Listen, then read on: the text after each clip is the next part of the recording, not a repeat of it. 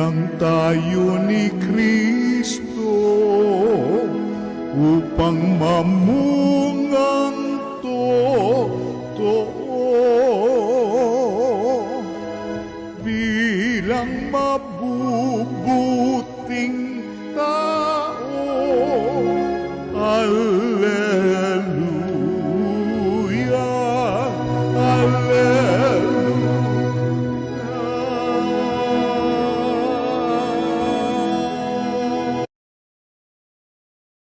Sumainyo ang Panginoon. At sumaiyo rin. Ang mabuting balita ng Panginoon ayon kay San Juan. Papuri sa iyo, Panginoon.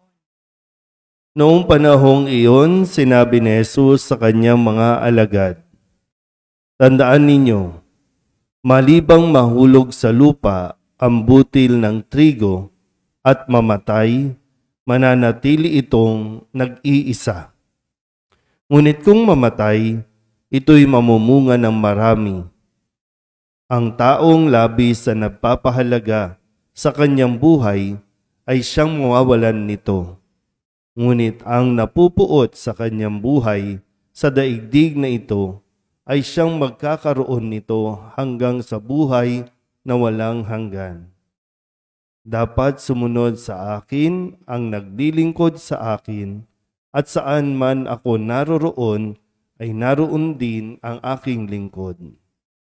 Pararangalan ng Ama ang sino mang naglilingkod sa akin." Ang mabuting balita ng Panginoon. Pinupuri ka namin, Panginoong Hesukristo. Umupo ang lahat. Isang mapagpalang umaga po sa inyong lahat. Atin pong ginugunita ngayon ang kapisahan ni San Lorenzo, isang diakono at martir. Hindi San Lorenzo Ruiz, no? Kundi si Saint Lawrence, yung unang diakono at naging martir dahil sa kanyang pagpapamalas ng tunay na kahulugan ng pagmamahal at nakakita ng tunay na kayamanan. Ang isa po sa mga kwento na atin po maaalala kay San Lorenzo ay yung may pagkakataon na ibinenta niya ang kayamanan ng simbahan. Kasi noong panahong iyon, talagang uso po yung mga ginto, mga diamante, o kung ano pa mga mamahaling bagay na nakapalamuti sa simbahan. At nang ito po ay hiningi o kinukuha ng isang emperador noon, ito ay kanyang ipinagbili at ipinamahagi para maitulong sa mga naghihirap noon. At dahil sa galit ng emperador, siya po ay ipinahuli at ipinababalik yung mga kayamanan na kanya pong ibinenta. So, sa kanyang pagpunta sa emperador, dala-dala niya ang kayamanan. At ano yung kayamanan? Yung mga tao, yung mga naghihirap. At sinabi niyang, ito ang kayamanan ng simbahan.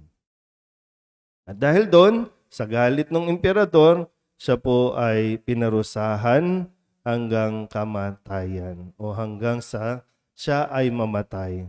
At sa kanyang pagkamatay, doon umusbong ang mas malalim at matatag na pananampalataya ng maraming tao. Kaya nga ngayon atin siyang ginugunita at pinararangalan dahil sa kanya pong pagiging martir sa pananampalataya. So, suriin natin mabuti, no? Kasi ang sabi din sa ating mga pagbasa ngayon na talagang tumutugma din sa pagkilala kay San Lorenzo ay yung tungkol sa pagbibigay.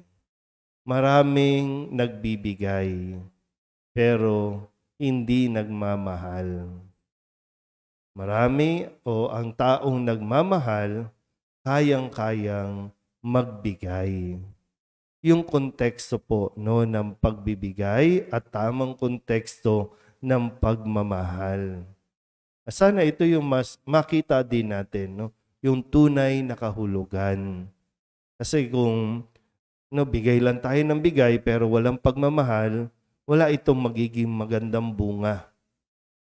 Kaya nga sabi sa sulat ni San Pablo sa mga taga-Korinto, no, kinalulugdan ng Diyos ang taong nagbibigay ng kusa o kusang nagkakaloob at magagawa ng Diyos na pasaganain kayo sa lahat ng bagay.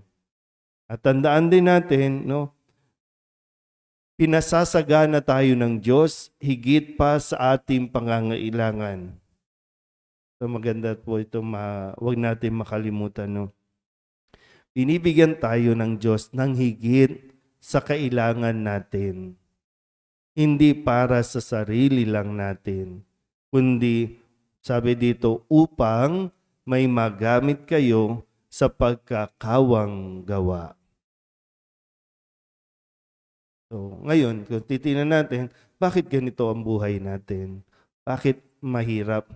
Kasi kadalasan, ang batayan natin, pag mahirap ang tao, depende sa kanyang properties, depende sa numero ng kanyang bank account, depende sa ipon. Pag walang ipon, ang sasabihin mahirap. Pero minsan titingnan mo, bakit walang ipon? Kasi tulong ng tulong. Kasi iniisip kung paano makakatulong. Pero yung iba, maraming ipon, pero walang kawang gawa. Kasi nga, sarili lang niya ang iniisip niya. Kaya laging, yun yung ba yung kailangan natin makita, no? Yung mentality na pag binigyan ka ng Diyos, huwag mong ikalain o iisiping iyo lang yan. Para sa akin lang yan. Kasi ako pinagpala ng Diyos kasi mabait ako. Kasi hindi. Kung dito, titingnan natin, pinagpapala ka ng Diyos para maging pagpapala ka sa mas marami. Pinagpala ka ng Diyos hindi para mag-ipon ng mag-ipon o magpakarami ng pera. Pinagpapala ka para maging pagpapala ka sa iba. Kasi talagang hindi naman po pababayaan ng Diyos ang isang marunong magbigay. Ulitin ko po, no? Hindi lahat ng nagbibigay, nagmamahal. Yung nagsasakripisyo. Pero ang taong marunong magmahal, kayang-kayang magbigay kahit walang matira sa kanya. Wala mang matira, pero masaya siya. Kumbaga, ito yung isang achievements sa buhay niya na nagdudulot ng kaligayahan na hindi mapapantayan ng anumang kayamanan sa mundong ito. Amen?